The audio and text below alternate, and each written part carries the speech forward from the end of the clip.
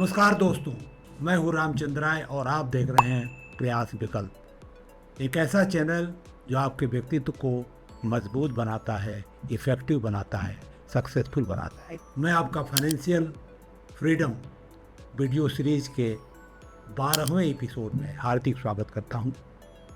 दोस्तों, पिछले एपिसोड में हमने देखा कि कितने तरह के म्यूचुअल फंड होते हैं। उसके पहले वाले एपिसोड में म्यूचुअल फंड की परिभाषा हमने जानी कि उनको म्यूचुअल फंड क्यों बोलते हैं, और पिछले वीडियो में ये देखा कि कितने तरह के म्यूचुअल फंड होते हैं। आज के इस वीडियो में, जैसा कि मैंने पिछले वीडियो में वायदा किया था कि मैं इक्विटी म्यूचुअल फंड पे बात करूंगा। आपको याद होगा कि पिछले वीडियो में हमने कहा था कि प्राइमरली 3 तरह के म्यूचुअल फंड होते हैं: equity mutual fund, debt mutual fund और हाइब्रिड। तो उस क्रम में आज मैं इक्विटी म्यूचुअल फंड पर चर्चा करने जा रहा हूँ। लेकिन इसके पहले कि मैं चर्चा शुरू करूँ, कुछ इम्पॉर्टेंट डिस्क्लेमर है इस केस में जिसको आपको ध्यान में रखना पड़ेगा। पहली चीज़, मैं कोई फाइनेंशियल एडवाइस नहीं दे रहा हूँ। ये आपके विवेक पर छोड़ता हूँ कि अपना पैसा कहाँ लगाएंगे। केवल मैं आपको अवेयर कर रहा हूँ कि आपको किन किन बातों का ध्यान देना चाहिए, तो इसको किसी तरह की फाइनेंशियल एडवाइस ना बांटें। दूसरा डिस्क्लेमर यह है कि आपको आज का 12वां एपिसोड समझ में नहीं आएगा जब तक आप पहले के 11 वीडियो नहीं देखे हैं और उनको पूरी तरह देखा है। अगर आप कुछ देर देख के छोड़ देंगे तो इसका कोई फ़ायदा आपको नहीं होगा, इसलिए ऐसा आप न करें।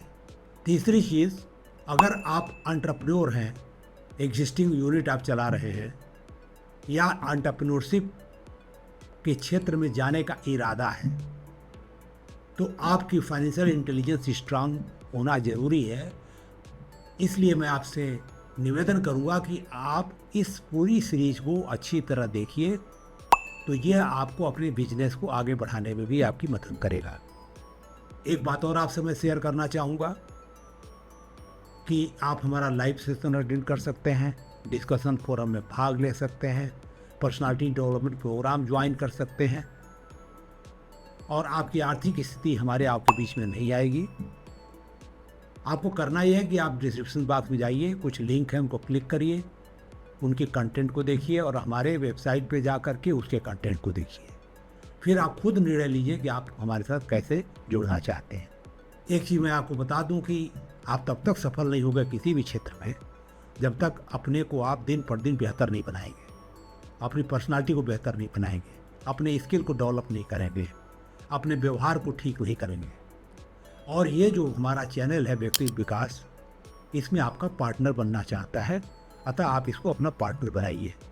और आज इस वीडियो में अगर आपको काम की चीज़ लगे तो इसको शेयर भी जरूर करें।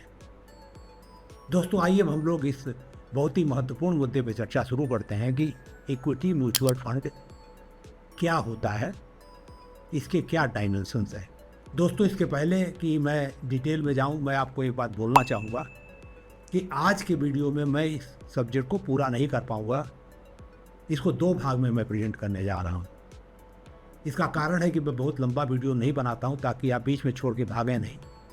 मेरा वीडियो 15, 20, 25 मिनट या ज़्यादा 1 घंटे से ज़्यादा का मैं नहीं बनाना चाहता हूँ ताकि आप बोर ना हो इससे। तो आप आज पार्ट 1 में चर्चा करूंगा और इसका पार्ट 2 अगले सप्ताह आपके पास आएगा।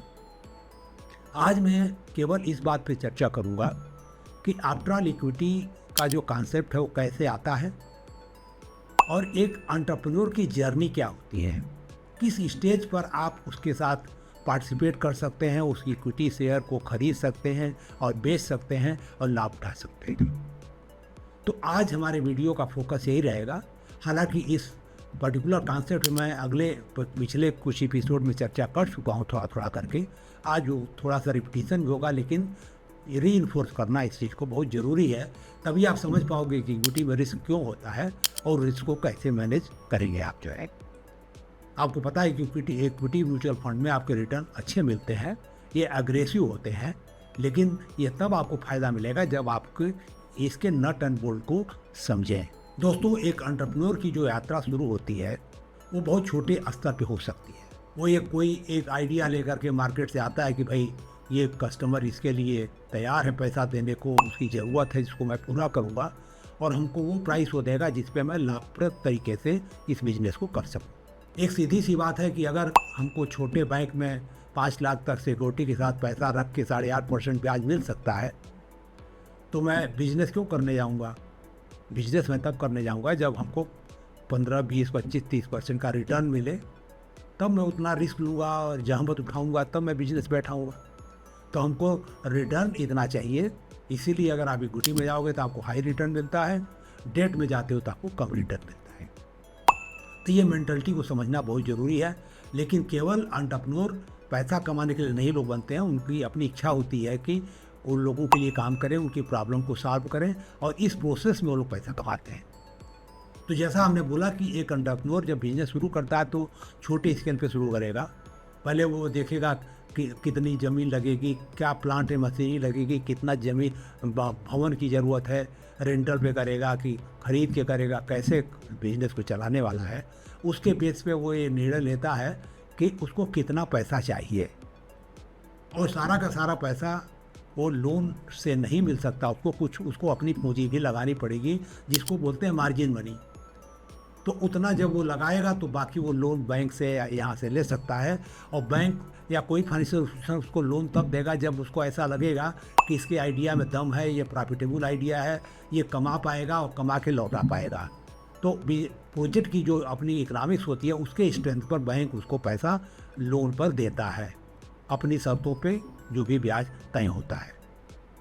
अगर मान लीजिए वो सोल प्रोप्राइटरशिप बिजनेस कर रहा है, खुद अकेला मालिक है उसका, तो उस केस में आप एज ए इन्वेस्टर नहीं घुस सकते उसमें, उसका एक अधिकार है, उसका ही वो है। तो आपका पैसा उसके पास जा सकता बैंक के थ्रू एज ए लोन, वो बात अलग है, लेकिन आप डायरेक्ट उसमें पार्टिसिपेट नहीं कर पाओगे, उसमें कोई इक्विटी शेयर नहीं होता।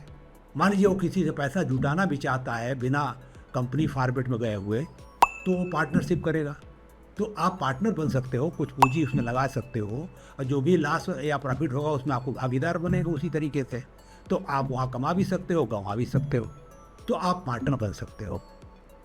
अगर वो प्राइवेट लिमिटेड कंपनी बनाता है, तो अगर प्राइवेट लिमिटेड कंपनी बना के बिजनेस शुरू करता है तो भी आप तब तक उसमें पार्टिसिपेट नहीं कर पाओगे, उसकी इक्विटी शेयर को नहीं ले पाओगे जब तक वो उसकी स्टॉक एक्सचेंज में लिस्टिंग ना हो जाए, क्योंकि आप खरीद फरोख्त नहीं कर पाओगे आप। ये बात अलग है कि कुछ खास तरह के इन्वेस्टर होते हैं जो एक्रीडेंट इन्वेस्टर बोले जाते हैं, जो कि सेबी जिनको परमिट करता है कि वो प्राइवेट लिमिटेड कंपनी के शेयर भी काउंटर खरीद सकते हैं। वेंचर फंड होते हैं तरह तरह के, जैसे मान लीजिए कि आपका ICICI वेंचर फंड है, IDFC इक्विटी फंड है, कोटक इक्विटी फंड है, तमाम इस तरह के प्राइवेट इक्विटी फंड है जो प्राइवेट लिमिटेड कंपनीज़ में भी पैसा लगाते हैं, जो लिस्टेड नहीं है।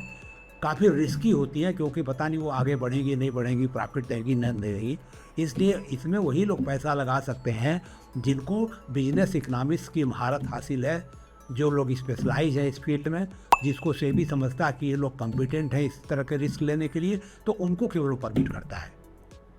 मैं यहाँ बात कर रहा हूँ रिटेल इन्वेस्टर की, इसलिए आपको याद होगा कि पिछले जो एपिसोड में हमने टाइप्स ऑफ म्यूचुअल फंड की चर्चा की, तो प्राइवेट इक्विटी फंड की बात उन्हें नहीं किया था, क्योंकि वो आपके लिए है ही नहीं है, आप उसमें पैसा नहीं लगा पाओगे। तो आप पैसा तब लगाते हो जब वो कंपनी लिस्ट हो जाती है। और अगर हम बात करें स्टैटिस्टिक्स की, तो इस समय हिंदुस्तान में कुल मिला के लगभग 29 लाख रजिस्टर्ड कंपनीज हैं, जो कंपनी रजिस्ट्रार की फिगर बोलती है इसके आसपास है, लेकिन केवल 65% ही कंपनी एक्टिव हैं, 18-19 लाख के करीब, बाकी डॉर्मेंट है, ऐसे ही कागज़ पे चल रही है। और अगर हम कहें कि कितने उसमें से प्राइवेट पब्लिक लिमिटेड कंपनी है, हार्डली 60-70 हज़ार कंपनीज हैं, और कितनी कंपनी लिस्टेड है स्टॉक एक्सचेंज में, हार्डली 7,500 7,200, और उसमें से भी 100 कंपनी ऐसी हैं जो कि लार्ज कैप हैं, 150 उसके बाद वाली मिड कैप है और बाकी स्मॉल स्केल की यूनिट है। तो 250 अगर आप निकाल भी दीजिए तो मुश्किल से 7,000 के आसपास स्मॉल स्केल कंपनीज हैं जो कि लिस्टेड हैं। अब आप आइडिया लगा दीजिए कि 18 लाख एक्टिव कंपनी में से केवल 7,500 कंपनी स्टॉक एक्सचेंज में है। तो ये कंपनी वास्तव में काफ़ी आगे बढ़ जाती हैं जब स्टेबिलिटी आ जाती है, फाइनेंशियल प्रॉफिट का एक पैटर्न बन जाता है, तब जा कर के वो लिस्ट हो पाती हैं, तब वो इक्विटी शेयर उनका आप खरीद या फरोख्त कर सकते हो। पिछले वीडियो में हमने आपसे बात की थी कि अगर मान लीजिए कि इक्विटी म्यूचुअल फंड है तो स्मॉल कैप हो सकता है, लार्ज कैप हो सकता है और मिड कैप हो सकता है। अब आप देखिए कि जैसे जैसे कंपनी आगे बढ़ती है, जैसे जैसे एंटरप्रेन्योर ग्रो करता है, तो रिस्क पहले बहुत ज़्यादा होता है शुरुआत में। आपको शायद डाटा मालूम होगा कि हिंदुस्तान में 10 में से 9 कंपनी फेल हो जाती हैं, मर जाती हैं, आगे बढ़ नहीं पाती हैं। 10% सक्सेस रेशियो होता है और ये 10% जो सक्सेस रेशियो होता है, इसी में से आगे जा कर के कंपनीज लिस्ट होती हैं। तो जब कंपनी इस्टाब्लिश होती है तो मैक्सिमम रिस्क रेंज में रहती है, वो शायद मर जाए जिंदा रहे कोई भरोसा नहीं। उसके बाद जैसे जैसे वो कंपनी बड़ी होती चली जाती है, वो रिस्क हल्का हल्का उसका कम होता चला जाता है, क्योंकि उसके कस्टमर बढ़ने शुरू हो जाते हैं, मार्केट डेवलपमेंट शुरू हो जाता है, उसकी ब्रांड लोग जानने लगते हैं, पहचानने लगते हैं, वो अपने रिस्क को मैनेज करना सीख जाती है, धीरे धीरे उसकी रेपुटेशन बनती है और धीरे धीरे पहले लास्ट जोन में होगी, फिर नो प्रॉफिट नो लॉस यानी ब्रेक इवन करेगी, फिर जाके प्रॉफिट जोन में आएगी, उसके बाद जा कर के ग्रोथ जोन आएगी, धीरे धीरे बहुत तेज़ ग्रोथ करेगी, धीरे धीरे स्टेबलाइज होगी, फिर डिक्लाइन फेज आ जाएगा। जैसे हमने बात किया था कि बिजनेस साइकिल होती है, ग्रोथ, स्टेगनेशन और डिक्लाइन। तो रिस्क जैसे जैसे कंपनी बड़ी होती है वैसे वैसे कम होता जाना चाहता है। इसलिए कहा जाता है कि अगर आपको कम रिस्क चाहिए तो लार्ज कैप कंपनी में इन्वेस्ट करिए, अगर आपको उससे थोड़ा सा और ज़्यादा रिस्क लेना चाहते हैं तो मिड कैप में जाइए, और बहुत ज़्यादा रिस्क लेना चाहते हैं तो स्मॉल कैप में जाइए। तो ये जो रिस्क प्रोफाइल है, ये जैसे जैसे कंपनी मैच्योर होती है, जैसे जैसे ग्रो होती है, जैसे जैसे उसका सेल स्टेबलाइज होता है, प्रॉफिट स्टेबलाइज होता है, रिस्क कम होता चला जाता है। तो आपको ये समझने की ज़रूरत है कि जो एंटरप्रेन्योर होता है वो बहुत बड़ा रिस्क लेता है, उसकी पूरी पूंजी ख़त्म हो सकती है। अगर वो पैसा अगर ले रहा है तो निश्चित रूप से वेंचर कैपिटलिस्ट बहुत बड़ा रिस्क ले रहा है, तो इसीलिए वेंचर कैपिटलिस्ट उसका इंटरव्यू लेता है, सारा डिटेल में एनालिसिस करता है, आइडिया का एनालिसिस करता है, उसका बैकग्राउंड देखता है, फिर देखता है कि इसमें मैं पैसा लगाऊं या ना लगाऊं। और by the way private equity fund company करती क्या है, चाहे वो यहाँ की डोमेस्टिक हो चाहे फॉरेन की हो। जैसे फॉरेन का जो है ब्लैक स्टोन एक बहुत ही इम्पॉर्टेंट प्राइवेट इक्विटी फंड है, और इस तरह के तमाम है विदेश के, अमेरिकन बेस और कंट्री के हैं, इंडिया के भी हमने कुछ नाम बताए आपको। तो ये लोग क्या करते हैं, किसी प्राइवेट कंपनी को पकड़ते हैं जिसका फ्यूचर इनको अच्छा लगता है, जिसका आइडिया में दम होता है, जिसका प्रोडक्ट अच्छा होता है या सर्विस अच्छी होती है, जिसके स्केल अप की जा सकती है, उसको ये लोग एक्वायर कर लेते हैं। अपना पैसा डाल के इक्विटी शेयर खरीद करके उसका प्राइवेट प्लेसमेंट में ले लेते हैं और उसको ओनरशिप उसकी ले लेते हैं, मैनेजमेंट कंट्रोल उसका ले लेते हैं।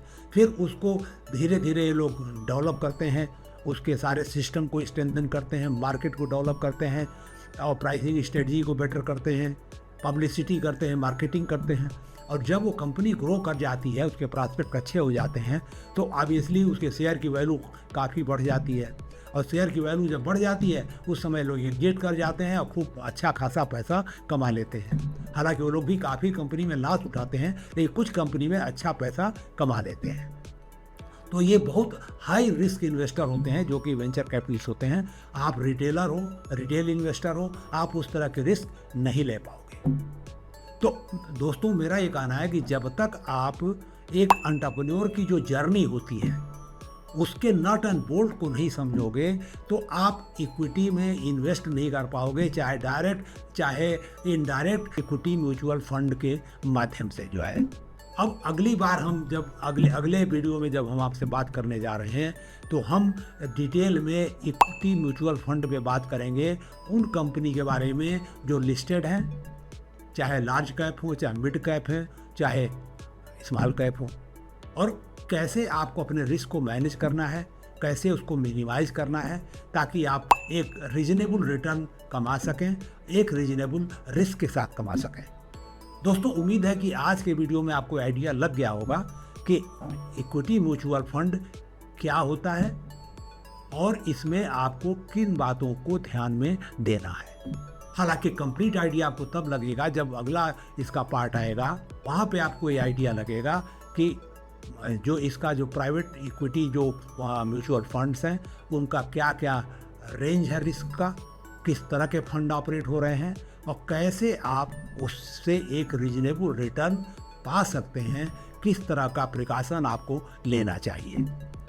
दोस्तों उम्मीद है कि आज जो हमने इसके पहले पार्ट में आपसे चर्चा की है कि आपको बिजनेस इकोनॉमिक्स का आइडिया होना चाहिए, आपको इस चीज़ का आइडिया होना चाहिए कि बिजनेस बनता कैसे है, ग्रो कैसे करता है, रिस्क प्रोफाइल बिजनेस की कैसे चेंज होती है, ताकि आप सोच समझ करके अपना पैसा लगा सकें और पैसा डूबने से आपका बच सके और आपको अननेसेसरी टेंशन न हो।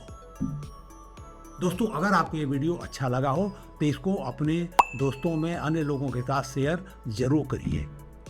और जैसा कि हमने आपको बताया कि ये चैनल आपके पर्सनालिटी को डेवलप करने में आपका पार्टनर बनेगा, अतः आप इसको अपना पार्टनर बनाइए और इस वीडियो को ज़्यादा से ज़्यादा लोगों के अंदर फैलाइए।